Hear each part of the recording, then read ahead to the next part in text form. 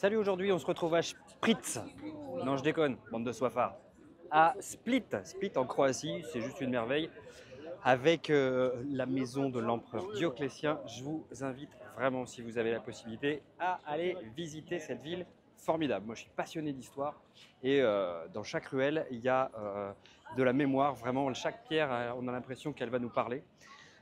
Pourquoi je fais cette vidéo aujourd'hui? On est toujours sur les 5 regrets de Bronnie Ware, vous savez, cette infirmière qui a interviewé des personnes en fin de vie.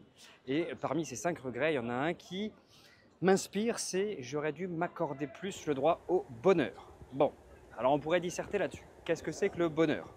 Vous savez, il y a des gens qui passent le temps à vouloir chercher des choses nouvelles. Elles ont une nouvelle voiture, bon, et puis ensuite il leur faut le nouveau sac, puis ensuite il leur faut le nouveau téléphone, puis ensuite il leur faut à chaque fois quelque chose de nouveau, de nouveau, de nouveau. Tu connais des personnes comme ça. Bon, ces personnes-là, elles cherchent un bonheur qui est éphémère. Ça veut dire quoi? Ça veut dire que quand tu vas obtenir cette possession, ok, tu vas y rêver pendant un moment, et une fois que tu vas obtenir cette possession, ce qui va se passer, c'est que tu vas jouer avec pendant, allez, une journée, une semaine, peut-être un mois, puis au bout d'un moment, tu vas te lasser. Ça, c'est un bonheur superficiel. J'aime bien la définition de John de Martini qui consiste à dire que le bonheur, c'est de vivre selon ses valeurs hautes. Alors les valeurs hautes, c'est quoi? C'est, on va la faire très courte, ce qui va te monter en énergie. Dans ton enfance, tu as pu percevoir à un moment donné des vides et tu vas orienter le reste de ta vie à vouloir combler ces vides. Par exemple, dans mon enfance, j'ai perçu un manque de sécurité physique, donc je vais aujourd'hui orienter ma vie vers de la sécurité physique, en faisant des sports de combat, en faisant beaucoup de sport, en faisant attention à la santé, etc., etc. Bon, les valeurs hautes, si tu vis selon elles, donc tu vas augmenter ta jauge de bonheur. Mais maintenant, ce qui est intéressant dans cette phrase, j'aurais dû m'accorder le droit au bonheur, c'est pourquoi tu dois t'accorder ou pourquoi tu ne t'autorises pas à t'accorder ce droit au bonheur. Eh bien ça, à mon avis, c'est souvent lié à notre enfance. Quand on est petit, on apprend que notre bonheur est conditionné aux choses qu'on va faire.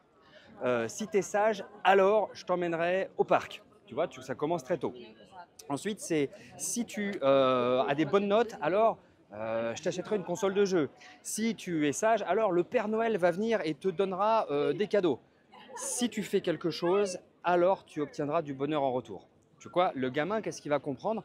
Il va comprendre que son bonheur est conditionné à ce qu'il va produire. Et il va comprendre aussi, en grandissant, que le bonheur, il doit venir de l'autorisation de quelqu'un qui va ou non lui accorder. Bon, le problème, c'est qu'à l'âge adulte, qu'est-ce qui va se passer en tête de cet enfant? C'est qu'il va se mettre à travailler plus, travailler, en se disant, si je travaille bien, alors j'aurai peut-être une augmentation ou une promotion. Mais en fait, ce qui se passe, c'est que, en général, quand tu travailles bien, tout ce que tu obtiens, c'est du travail en plus. Et ça, c'est généralement le cas des personnes qui vont entrer dans des phases de burn-out. Elles ont intégré ça à un certain niveau, ce qui fait que elles bossent, elles bossent, elles bossent. Et puis, malgré tous les efforts qu'elles font, elles ne sont jamais récompensées.